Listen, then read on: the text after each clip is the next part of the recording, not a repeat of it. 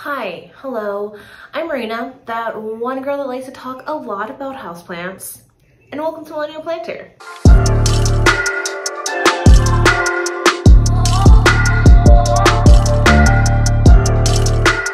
Today I'm talking about wishlist plants that I will never, ever get again. And that's either because I struggled with them or they just didn't live up to the hype that I built up in my head. I mean, I'm sure we've all done this. I did this type of video, but the opposite, wishlist plants that I would buy again. A lot of you guys liked that video, so if you wanna see it, check out that link. It was really fun, and I'm probably gonna do a part 2 because there's definitely a lot more wishlist plants that I have that I would buy again, but we're gonna do the opposite. And just to preface, this is all my opinions. If you like these plants, that's totally fine, but these are just everything that I would not want again in my collection. Actually, I still have one of these plants, but we'll get to that. Also, before we get into the video, don't forget to hit the subscribe button if you haven't already. You're watching a plant video, so I'm assuming you like plants, and I happen to talk a lot about houseplants on my channel, so go ahead, hit the subscribe button, help propagate this community with me. I would absolutely love to have you. Now, let's get on to those plants. Wishlist plant number 1. This was such a popular houseplant, and I wanted this plant for a while. I'm not even gonna lie. I wanted it for a while. It was so expensive, and as the plant market does, it eventually went down, but it is the Raven ZZ, which is so funny because this plant, so back in, I don't even remember when, pre-2022, pre-Pandy and all that other stuff, this plant had a patent on it, so it couldn't be mass produced and mass propagated like it is now by Costa Farms. So it was going for a very high price. I even remember like you had to import this plant. If you don't know the Raven ZZ, it is a ZZ plant, but a black form. And you know, this kind of my aesthetic, the whole like, I don't know, goth dark thing, it's kind of my vibes, I'm not gonna lie. And this plant I was really drawn to this plant. It screamed my name. Eventually that patent came off and they were mass produced, and Costa Farms started selling them in all the big box stores, and people would just constantly grab these plants. The minute they hit those big box stores, people would just wipe them out and they'd be gone and sold out in seconds. So I eventually got one, and it didn't live up to the hype at all. And just ZZ plants in general, they don't grow for me at all. At all, y'all. I tried so hard. I put my ZZ plant in really bright light. I even moved them outside, and apparently, like, you know, outside plants usually do really well. My plant did nothing. I had it for maybe 2 years, and both my regular green ZZ plant and my Raven ZZ plant they didn't do anything. And I was like, okay, you know what? I'm kind of bored with this. So I gave them away. So ZZ plant, I see them now on Instagram, and I still am drawn to that beautiful foliage, but never again. I am never gonna get any sort of ZZ plant. I got the other type of ZZ plant, I don't remember the name of it. I'll put the name on the screen, but it is a cuter form of the ZZ plant. I have that one too, and I actually rotted that one. It was actually pretty soaked when I got it from the nursery, so I'm just gonna blame the nursery, not the fact that I'm an overwaterer. But ZZ plants, definitely thumbs down, 0 out of 10, recommend. Plant number 2 is another really hyped up plant, and this plant is just so infuriating, and it is the Philodendron Birkin. It is so infuriating because this plant was created just to feed the rare plant craze, hence the name Birkin in the name. So I never really wanted this plant like with the ZZ plant, but once I saw it, I did think it was a pretty cool plant with the white stripes, and it's a philodendron. Philodendrons are really easy, so I'm like, oh, you know, I can take care of this plant. This is gonna be a pretty cool plant. But no, it's just, it's kind of boring, you know? I guess at the time the popularity did kind of like come into my head or have an effect on me thinking that the plant was kind of cool. But even now, looking at the plant, I gifted the plant away to my friend. I see the plant in her house, and I'm just like, this plant is just not attractive at all. And I feel like that is the common consensus with a lot of people. And with the Philodendron Birkin, let me know if you're one of those people where you thought at one point it was kind of attractive. Like you kind of got the hype, but then once you got it, it was just like, okay, never mind. I'd rather take like a silver sword or a subhastatum or I don't know, any other type of philodendron with that growth pattern. I'd take any other but the Birkin. I don't know. And now the Birkin just gives me the ick and I don't want it anymore. So Philodendron Birkin, no thank you. Third plant is a plants. It's a genus actually. It's orchids. Not all orchids. I guess orchids are cool. I don't know. I have a love-hate relationship with orchids. Part of me feels like I could really go down the orchid hole if I allow myself. But then at the same time, a lot of them don't have the best foliage. Like their foliage is just meh. So I don't know if I want to collect plants that are not that attractive to their foliage and just their blooms. And they don't even bloom all the time. Anyways. Jewel orchids. I'm specifically talking about jewel orchids. I had I don't remember the types of jewel orchids I had. I had the black one, the purplish, blackish one, and the sparkly green one.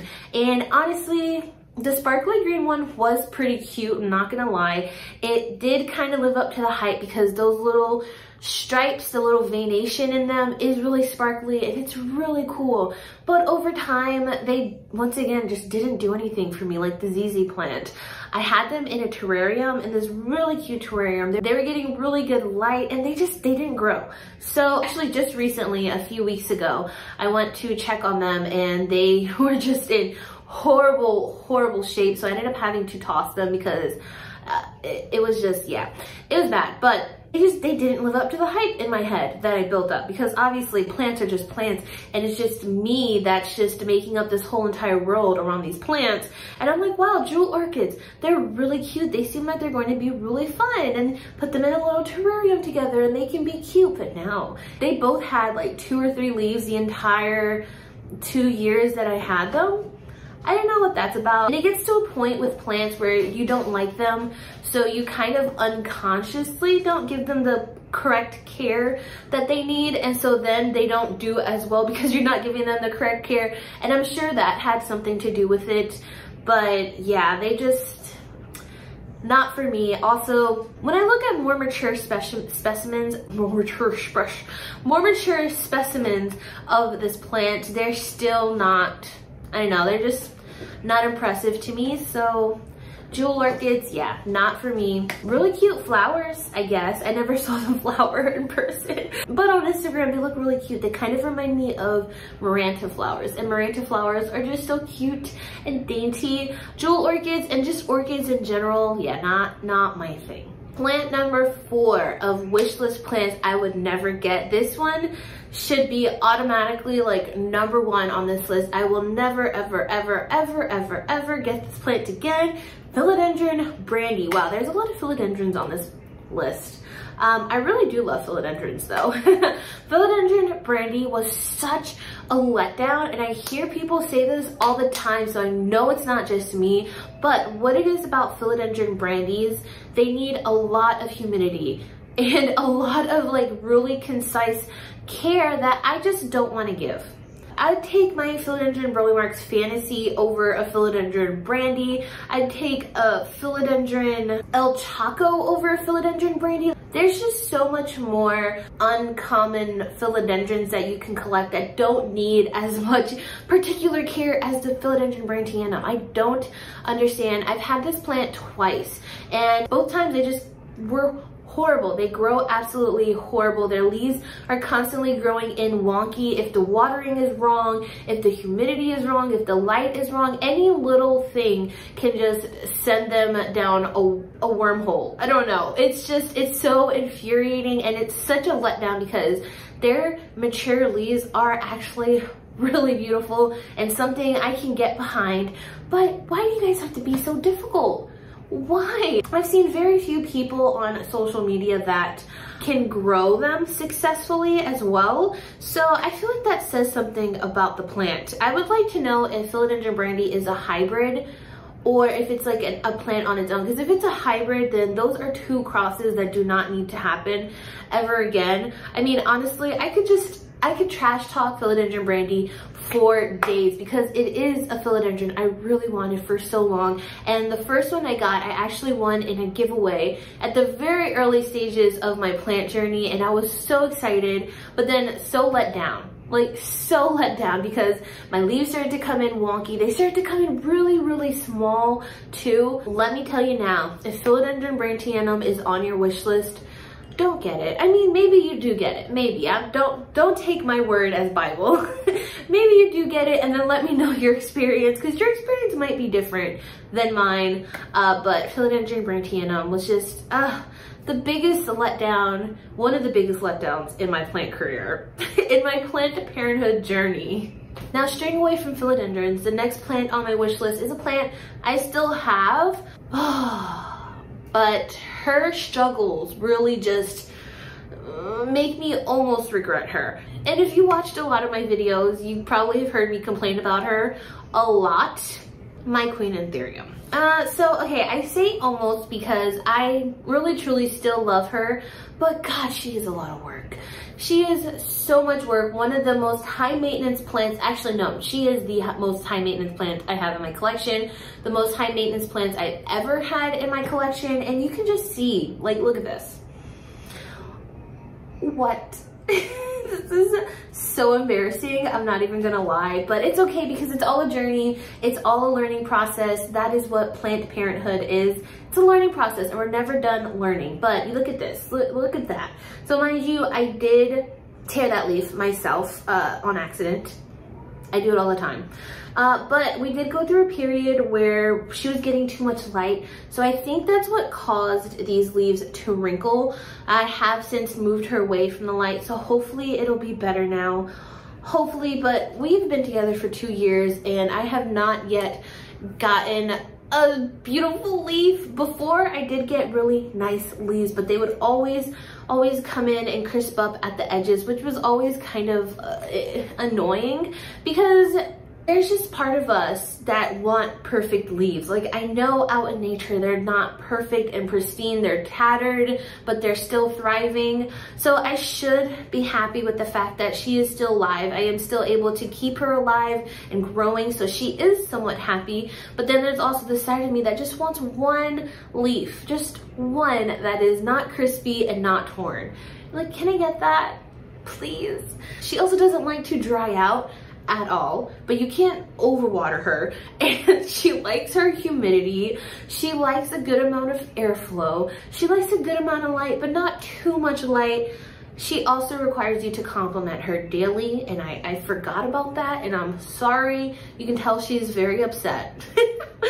So I wouldn't say I completely regret her, but my God, she's a lot of work. If you have a queen on your wish list, be ready to put in the work, because wow. And I feel like this is a plant that is on a lot of people's wish list. They really just come and go in waves. There's sometimes where I see them selling for really cheap because everybody is getting rid of them. And then I see times when they're super expensive and everybody's importing them and unboxing them and everybody's in love with them. So it's kind of funny to see those waves go up and down. But also, if you've killed a queen, don't feel bad because they're just so freaking difficult. I'm actually surprised I haven't killed mine yet. I don't know how, honestly, but I'm happy. So yeah, my Queen Anthurium. Also, if you happen to have an Anthurium War Queenum in your collection, let me know in the comments how yours is doing. I'm really interested. I see a lot of people struggle with them, but if you don't struggle with them, let me know your tips and your secrets in the comments. And if you do struggle with them, just let me know that you're struggling too. The next plant on this list is another plant that I really was attracted to. I thought it was so beautiful, and it is Traviscantia Nanuk. This is also similar to the Queen, where I haven't seen a really established, mature Nanuk thriving in anybody's collection. And I am on plant social media often, like from TikTok to Instagram to YouTube, and everybody always has really short, small Nanuks or they're constantly like cutting them and propagating them because they get so leggy. They don't hold on to their leaves. They end up just being one long vine. And if you look at the cousins, Traviscantia Zebrina, they can also be a little bit particular and they can also get really leggy, but not like the Nanuk. And I feel like even if you meet the perfect requirements, those leaves just, they will be the first things to go. So the only way to keep this plant happy is to constantly cut it and propagate it. And that's just not a plant that I want. And it is such a shame because they're so beautiful. That foliage is absolutely everything. And I wish that I knew the key. I knew the key to making them happy, because I would love to have a long trailing one in my collection. But now that I think about it, I don't even know if that exists on the market. I would really like to know if you guys know of any. Maybe if they were growing in a greenhouse, in a really like perfect greenhouse environment, they would do really well. I haven't seen that either though. Yeah, but Traviscantia Nanuk, just not a good houseplant. Now we're down to the last two plants on my list, and one of them being another philodendron, another trailing philodendron actually, and it is Philodendron Mykins.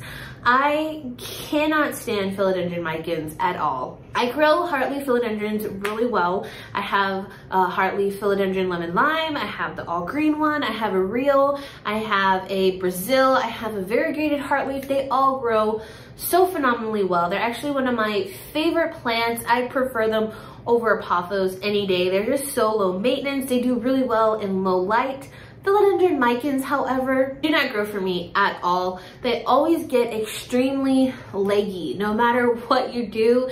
And I've given mine highlight, I've given mine low light, and they always just end up getting so scraggly and leggy, and it is just, they just end up ugly. I hate it so much, which is such a shame. Well, also such a shame. God, I keep saying that. But it's such a letdown because they have just the cutest little velvety leaves, and who doesn't want a velvety, heart-shaped trailing plant, you know? That just checks off all the boxes. And Philodendron Mykins just does not. It does not live up to the expectations, at least for me. It doesn't. And then I see other people's Philodendron Mykins too, and they look scraggly and leggy too. And I'm just like, yeah, nah, I am good. I've tried this plant so many times too. So many times I have gotten Mykins, and so many times it has let me down. So I swore them off once and for all last year. And I haven't looked back, and I haven't been happier. That's a pretty unpopular opinion though, I will say, because I feel like Mykins is just one of those classic plants. Everybody has them, everybody loves them, everybody recommends them, but no. Just no. Now, the last and final plant on this wish list is probably one of the first plants that ever made it onto my wish list. I remember making a video in my early Planned Parenthood days, and I was talking about this plant being on my wish list, and it is Calathea Musaica, Gerpertia Musaica, Calathea Network, whatever you want to call it. It has a lot of names, but yeah, no, not a plant for me. I mean, honestly, Calatheas in general, if we're being honest, except for Orbifolia. We're not talking about her. But yeah, Calathea Musaica, I wanted that plant, and I thought it was so stunning when I would see pictures of it on Instagram. I was just so in love with the pattern on the leaves. And then I got the plant, and it's just, didn't do it. Didn't do it. I don't know what it is about the plant that I didn't like about it. But I just don't like it. I don't like the growth pattern. And then eventually the leaves just started to look ugly in my mind, I guess, because I wasn't attracted to the plant at all. And that was probably also another really hyped up Costa Farms plant, now that I think about it. A lot of these plants are really hyped up Costa Farms plant. So if we take away anything from this video, is do not give in to the hype of Costa Farms plants. Also, don't support Costa Farms. They're a terrible company. But that's a story for another day. I hope y'all enjoyed this video. Let me know if you agree with any of these in the comments down below. Let me know what wishlist plants you wouldn't ever get again that you have gotten. I could name a whole bunch of other ones. Begonias, for example. Oh God, I have such a love-hate relationship with begonias. Oh, Scindapsus Moonlight. Don't get me started on that plant. Don't get me started. Maybe I'll do a part 2 of this. Maybe in the future. Anyways, I hope you all staying safe, staying happy and healthy, and I will see you all in the next video. Bye.